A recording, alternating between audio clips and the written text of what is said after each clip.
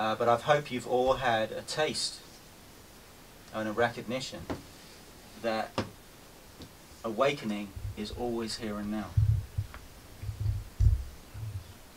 It doesn't have anything to do with improving yourself, getting better. It has nothing to do with time, because awakening is timeless. It's that dimension of ourselves that is eternal. Right? So that true self or true heart, and when I use the word heart, it's heart with a capital H, or coração with a capital C, is the one being that we all are. It's looking through all of our eyes right now. Right, the one being that we all are is looking through our eyes, and it's animating all of these forms. And it's actually animating all form, whether sentient or insentient. If you let go deeply enough, and maybe some of you had a taste when we were meditating together this morning, you'll actually recognize that there is no subject that is distinct from object. Right? So the fundamental contraction, you could say, or illusion that the ego creates, the separate self, which is what I mean by ego, is that I am in here, and everything outside my skin is not me, is out there.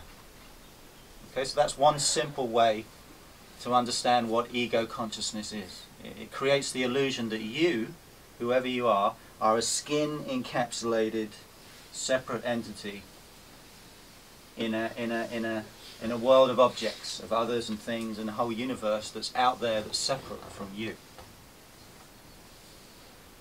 You all get that?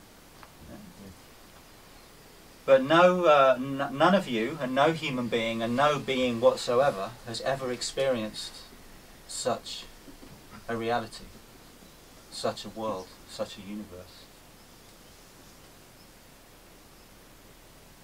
Why? Because there is no body, mind, or world that can be experienced separate from consciousness itself, separate from you. Okay? So, I know this is a pretty radical idea to let in, but it's not really an idea. So, if you want to discover it, it's not about believing in a concept. You see, you have to look into your own direct experience, even now. And if you're able to just directly perceive, free from the filter of the mind, right, free from the presumption that I am in here and you and the world is out there, free from labeling anything like that's Glenn and he's got a beard and he's wearing white socks, right, and there's Bernard and he's got a moustache and there's a bag out there that's blue and red. Do you see? This is all the activity of the mind, right? It is the mind that divides and distinguishes and draws attention to this, to that, as I was saying in the meditation, you see. So, nothing wrong with the mind. We need the mind to function here. But prior to our identification with the mind, and prior to the movement of attention, red bag, blue shirt, Robinson, you see what I mean? So our attention can move anywhere at any moment in the field of this whole event, right? But prior to that movement, always we are simply consciousness itself. Or a nice way to describe it is we are feeling attention. Right? So there's attention, but it's not just something cerebral or mental. This is really to do with the heart. It's a feeling, intuitive communion with everything that is.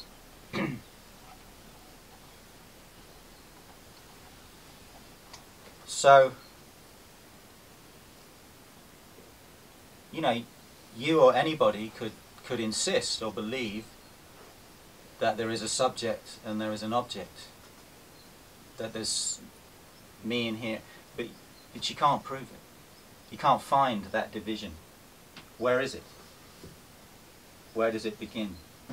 If you really look into it, you won't be able to find a division of in here and out there. But if you insist on identifying with the body, right, I am the body and I am the mind, well then of course it seems to be true. Do you see what I mean? Are you following me? So this is what's known as ignorance in the Eastern tradition.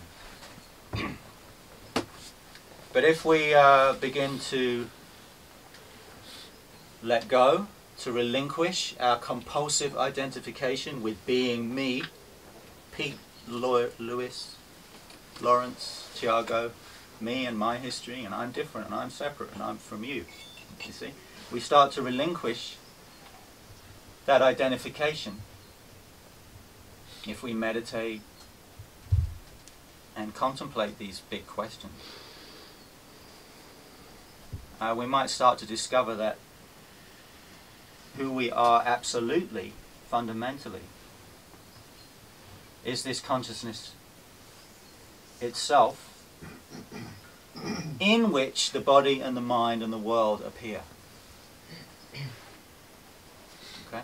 So the presumption of Western scientific materialism is there's an external world, body, mind, and consciousness is an epiphenomenon of the brain.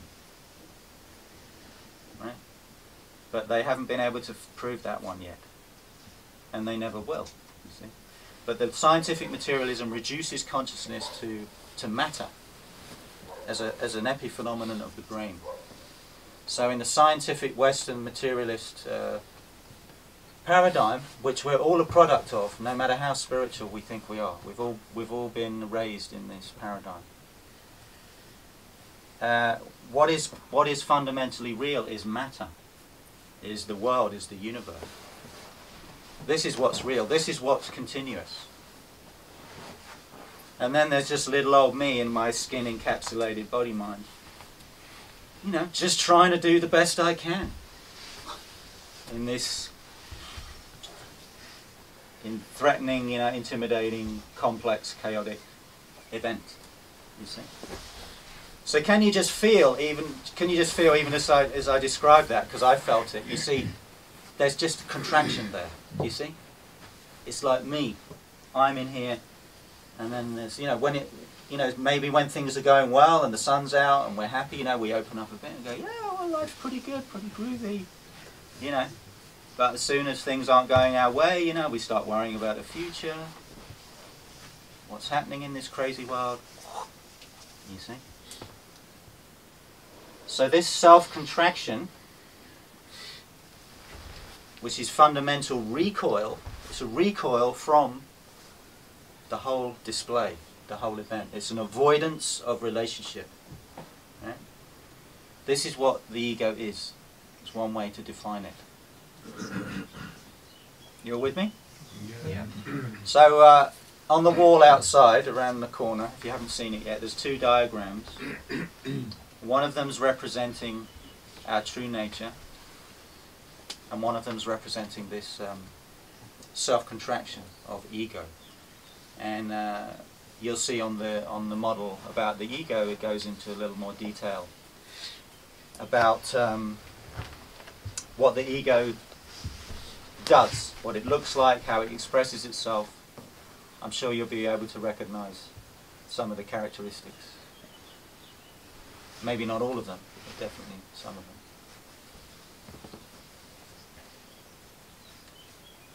So waking up, and it doesn't matter even if it's a tiny glimpse, right? But it's when you realize or recognize, even for a split second, oh my God, it was never true. I've never not been free.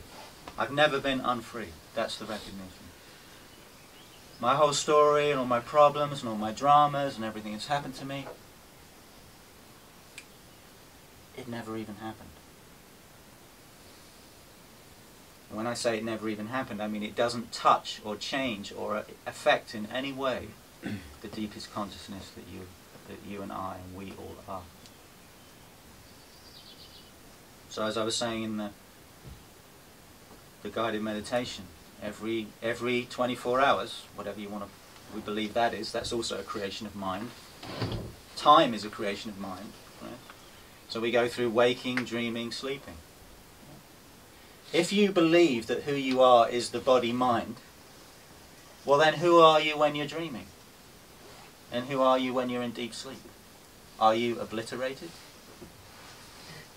Because if you were obliterated, well, you'd be very afraid to go to sleep at night. You'd be terrified. It'd be like confronting death, wouldn't it? Think about that. So, this consciousness, this one self, is eternal. It's always already the case. And then, you know, when we wake up in the morning, as I was saying, you know, here's the character, Pete, Marco, Ricardo, Luis, Fabio, right? All seems very familiar. You look in the mirror. Yeah, it seems somewhat the same. You know, oh, we have to have a bit of a shave. The hair's grown a bit, whatever. But you see, my point is that the consciousness that's actually looking through your eyes is not the form. Right? The form is being animated, and in this case the masculine form is being animated and lived. You are being lived by a principle, a reality that transcends your own form. And that's very obvious. I mean, think about it. Do you have to digest your food? Are you busy digesting your food right now? It's all being taken care of, right? Is anyone making sure their food's digesting right? It's all being taken care of. We're breathing, right? And this is why it's also very good to breathe fully and deeply, as I've been saying, and to do the breath of life, to do the breathing meditation, because it puts you in touch with the fact, I am being breathed, I am being lived. Do you get it? You see? So the arrogance of the ego is, I am living my life. This is my life and I'm living it. And I was born at such and such a time. And I'm doing all of this. I'm doing everything. You see? No, we're not. So I hope you've all you had some recognition and taste of this, even if it's just a glimpse. Because that is what waking up is. You see, because waking up, when you wake up, even if it's a small glimpse, a vislumbre, as you say in Portuguese, then somewhere you know that who you are is not the ego, and maybe never has been. And then suddenly that gives you a bit more space and perhaps some more humour and lightness of being in relationship to this whole drama of being a human being in a crazy world. You see what I mean? It gives you a bit of perspective. You don't take it quite so seriously.